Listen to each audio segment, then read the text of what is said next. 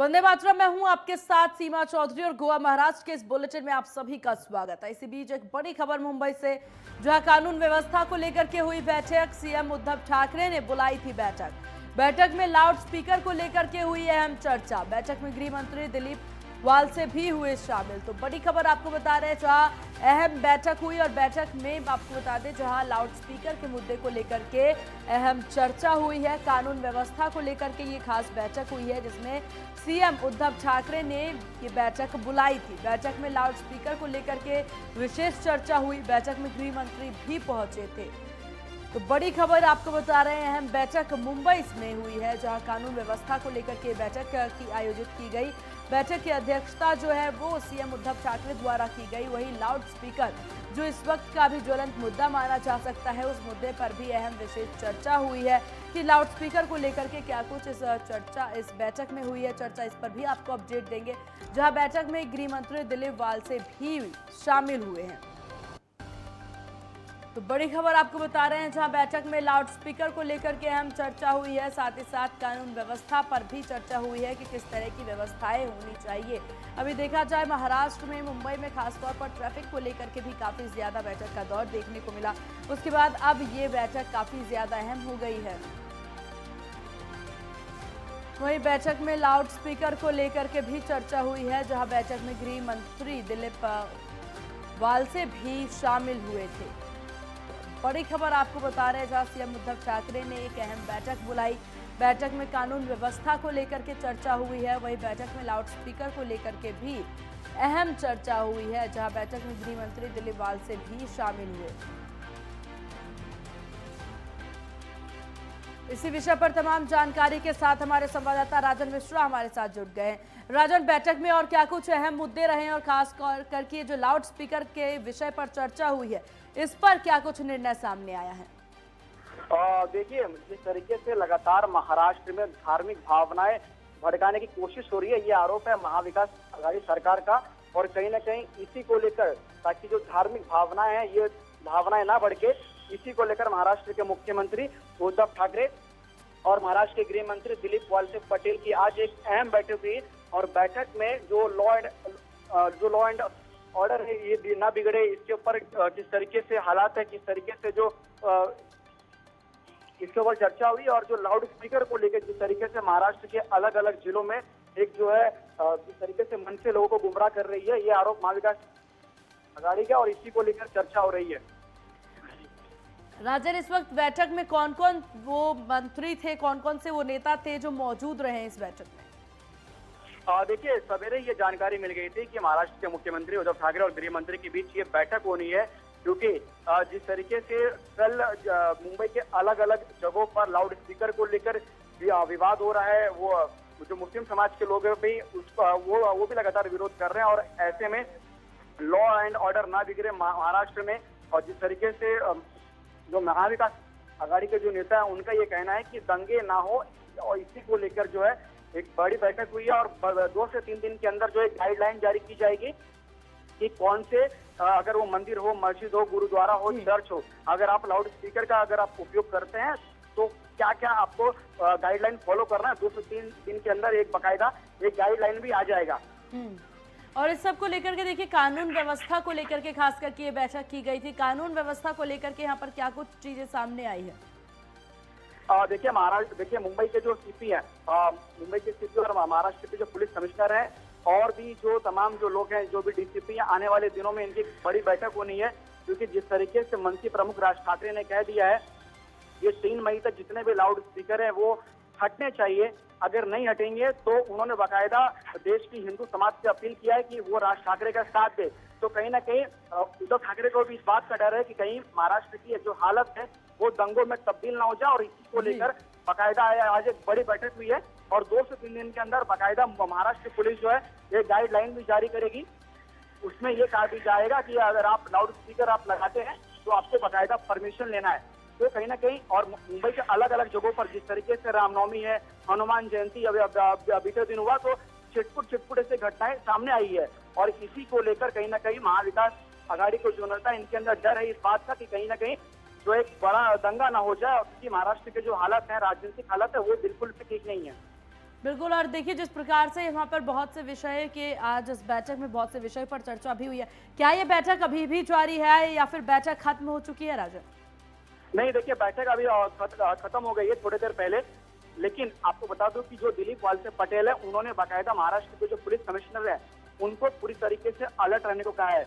और कहीं ना कहीं आपको बता दूं कि मुंबई पुलिस पूरी तरीके से अलर्ट पर है और करीबन 3000 सोशल मीडिया जो पोस्ट था उसको डिलीट किया गया फेसबुक के जरिए, क्योंकि ऐसे कई सोशल मीडिया के जो मैसेजेस थे वो मैसेज से जो है धार्मिक भावनाएं भड़क सकती है। और वो मैसेज को है करीब करीब 3000 मैसेज को डिलीट किया मुंबई पुलिस ने। ये मैं आपको जानकारी दे दूं।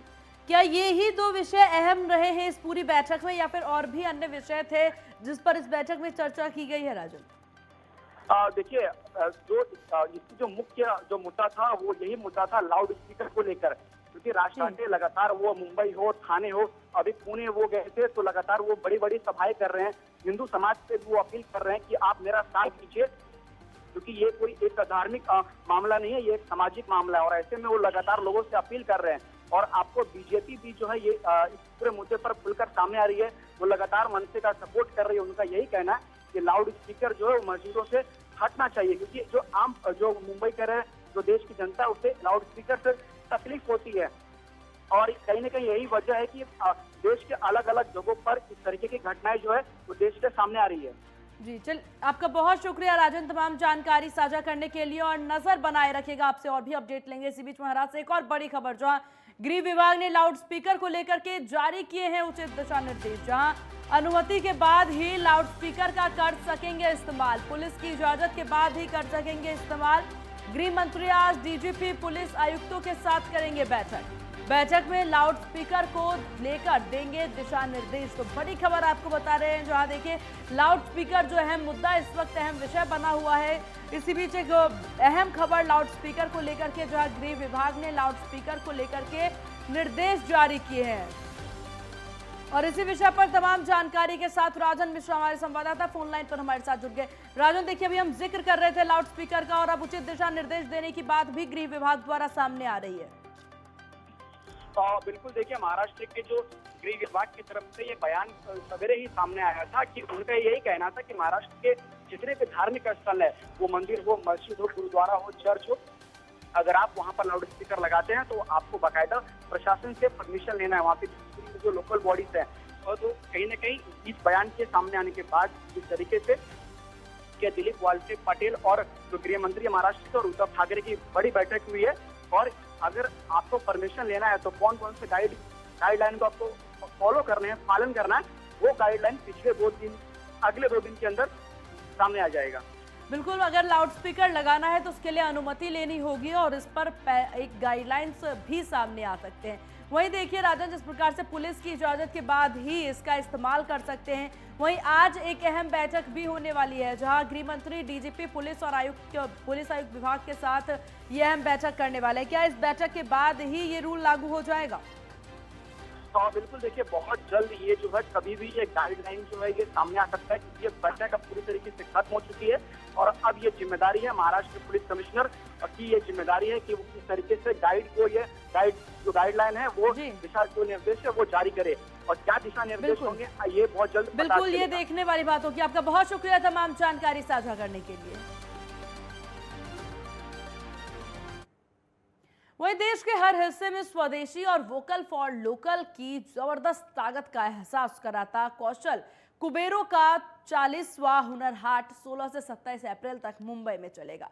रिकॉर्ड 40वें हुनर हाट का आयोजन भव्य तरीके से मुंबई के MMRDA ग्राउंड बांद्रा कुल कॉम्प्लेक्स में किया जा रहा है, जिसमें 31 से अधिक राज्यों और केंद्र शासित प्रदेशों से लगभग 1000 दस्तकार, शिल्पकार, कारीगर अपने हस्त निर्मित दुर्लभ स्वदेशी उत्पादनों के साथ शामिल हुए हैं। आने वाले दिनों में हुनर हाट का आयोजन अहमदाबाद, भोपाल, पटना, जम्मू, चेन्नई, आगरा, प्रयागराज, गोवा, जयपुर, बेंगलुरु, कोटा, सिक्किम, श्रीनगर, लेह, शिलांग, रांची, अगरतला एवं अन्य स्थानों पर भी होगा।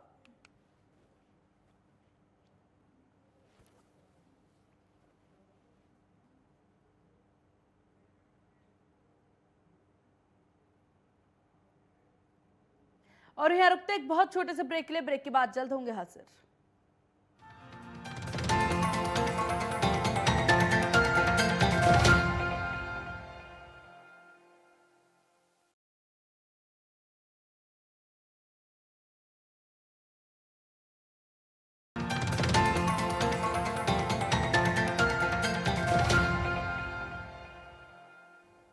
ब्रेक के बाद एक बार फिर स्वागत है आप सभी का। चलिए रुक करते खबरों की ओर, जहां महाराष्ट्र से देश के बड़े आर्थिक घोटाले से जुड़ी एक अहम खबर सामने आई है। करोड़ों रुपए के पंजाब नेशनल बैंक घोटाले में फरार हीरे का कारोबारी मेहुल चौकसी की महाराष्ट्र के नासिक में जो जमीन थी उसे जब्त करने की कार्रवाई इनकम टैक्स डिपार्टमेंट ने शुरू कर दी है। नासिक के इगतपुरी तहसील क्षेत्र में स्थित मुढ़े गांव में बलवंत नगर में चौकसी की करोड़ रुपए की कीमती वाली करीब 9 एकड़ जमीन है, जिसे इनकम टैक्स डिपार्टमेंट ने जब्त कर लिया है। आपको बता दें कि इससे पहले ईडी ने चौकसी की 1217 करोड़ रुपए की संपत्ति जब्त की है। पिछले महीने राज्यसभा में सरकार द्वारा दी गई जानकारी के मुताबिक आर्थिक मामलों के गुनहगार विजय माल्या, नीरव मोदी और मेहुल चौकसी की 19,111.2 करोड़ रुपए की संपत्ति अब तक जब्त की गई है। तो मेहुल चौकसी की 9 एकड़ की संपत्ति अब इनकम टैक्स द्वारा जब्त की गई है। जहां भगोड़े मेहुल चौकसी के ऊपर कार्रवाई करती हुई लगातार इनकम टैक्स डिपार्टमेंट नजर आ रही है और इसी कार्रवाई को आगे बढ़ाते हुए अब उनकी जो संपत्ति है उसे जब्त की गई है। वहीं आपको बता दें 1217 करोड़ की संपत्ति अब तक जब्त कर चुकी है इनकम टैक्स, और इसको लेकर के अब एक और संपत्ति जो है मेहुल चौकसी की वो जब्त की गई है। जहां देश के बड़े आर्थिक घोटाले से जुड़ी एक अहम खबर आपको बता रहे थे कि किस तरीके से जो मेहुल चौकसी है उसकी जो प्रॉपर्टी है उसे जब्त की जा रही है। करोड़ों रुपए के पंजाब नेशनल बैंक घोटाले में फरार हीरो के कारोबारी हैं मेहुल चौकसी, जिन्हें महाराष्ट्र के नासिक में जो जमीन उनकी थी उसे जब्त करने की कार्रवाई इनकम टैक्स डिपार्टमेंट ने शुरू कर दी है। नासिक के इगतपुरी तहसील क्षेत्र में स्थित है उनका ये जमीन, जहां पर अब कार्रवाई करते हुए इनकम टैक्स द्वारा जब्त की गई है, जो कि 9 एकड़ की ये जमीन है जिसे इनकम टैक्स डिपार्टमेंट ने अब जब्त कर लिया है। वहीं आपको ये भी बताते चले कि इससे पहले ईडी ने चौकसी की 1217 करोड़ रुपए की संपत्ति जब्त की है। पिछले महीने राज्यसभा में सरकार द्वारा दी गई जानकारी के मुताबिक आर्थिक मामलों के गुनहगार विजय माल्या, नीरव मोदी और मेहुल चौकसी की 19,111.2 करोड़ रुपए की संपत्ति जो है वो जब्त की जा चुकी है और अभी भी लगातार कार्रवाई चालू है और हर एक मामले में जो इनकम टैक्स है वो ऐतिहासिक कदम उठाते नजर आ रही है और एकदम सशक्त होते हुए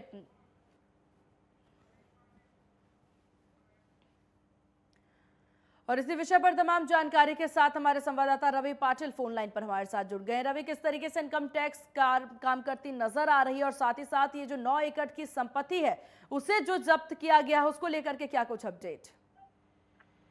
महाराष्ट्र के इनकम टैक्स डिपार्टमेंट ने इस सिलसिले में अब कार्रवाई और तेज कर दी है। नासिक के इगतपुरी तहसील क्षेत्र में मेहुल चौकसी की 9 एकड़ जमीन थी जिसकी बाजारों कीमत करोड़ों रुपए नापी जाती है, उसको इनकम टैक्स डिपार्टमेंट ने जब्त कर लिया है और पंजाब नेशनल बैंक घोटाले में और जो उनके सहयोगी है उनकी भी प्रॉपर्टी जल्द से जल्द जब्त करने की कार्रवाई इनकम टैक्स किसी भी पल अब कर सकता है। इस बात को लेकर नासिक में खलबली मची हुई है। आपका बहुत शुक्रिया रवि तमाम जानकारी साझा करने के लिए। वहीं नाला सुपारा में एक लड़के की पिटाई का वीडियो वायरल हो रहा है। दरअसल वीडियो में आप देख सकते हैं कि 5 से 6 लोग युवक को डंडों, तख्तों और घूसों से जमकर पीट रहे हैं। बता दें कि युवक का एक लड़की से अफेयर था और लड़की अपना घर छोड़ युवक के साथ रहने लगी। बाद में दोनों के बीच किसी बात को लेकर के विवाद हो गया, जिसके बाद लड़की फिर से अपने घर चली गई। वहीं आज लड़की के परिजनों ने युवक की जमकर पिटाई का वीडियो वायरल हो रहा है। फिलहाल युवक को अस्पताल में भर्ती कराया गया है, तो वहीं पुलिस ने सभी लोगों के खिलाफ मामला दर्ज कर लिया है। एक आरोपी को गिरफ्तार भी किया गया है।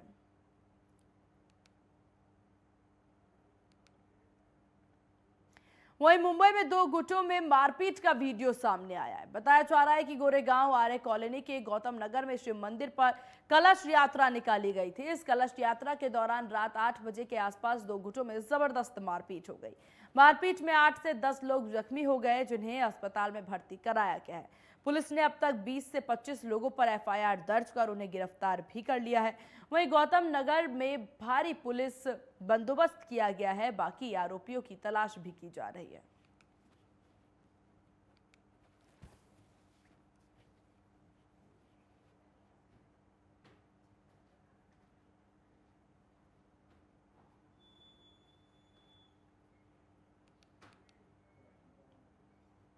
वहीं पुणे में आज बस डे का आयोजन किया गया। इस दौरान पूरे शहर में आज 1800 बसें लोगों की सेवा में चलाई जाएंगी।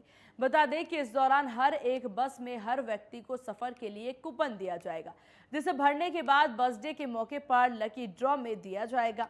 जो इस लकी ड्रॉ को जीतेगा उसे पूरे साल मुफ्त बस मिलेगा। बता दें कि 19 अप्रैल को पंडित जवाहरलाल नेहरू सांस्कृतिक भवन खुले रोड पर लकी ड्रॉ निकाला जाएगा।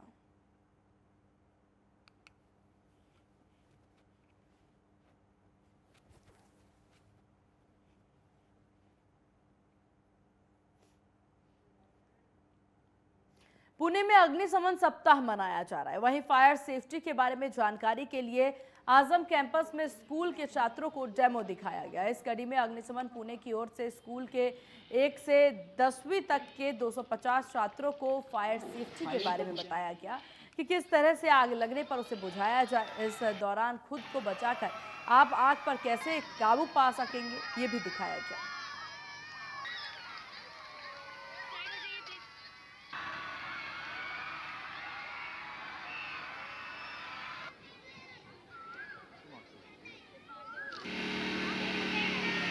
राष्ट्रीय अग्निशमन सेवा सप्ताह जो चल रहा है अभी, जो हर साल अपना चलता है और हर साल लोगों को इसकी जानकारी देने के लिए, जागरूक करने के लिए, जन जागृति करने के लिए ये फायर डेमो आयोजित किए जाते हैं। स्कूल्स में होते हैं, मल्टीप्लेक्स में होते हैं, हॉस्पिटल्स में होते हैं, क्योंकि ये जानकारी लोगों तक पहुंचानी इतनी ज़रूरी हो चुकी है। क्योंकि आप जानते हैं खतरे बढ़ते ही जा रहे, दिन ब दिन खतरे बढ़ते जा रहे थे।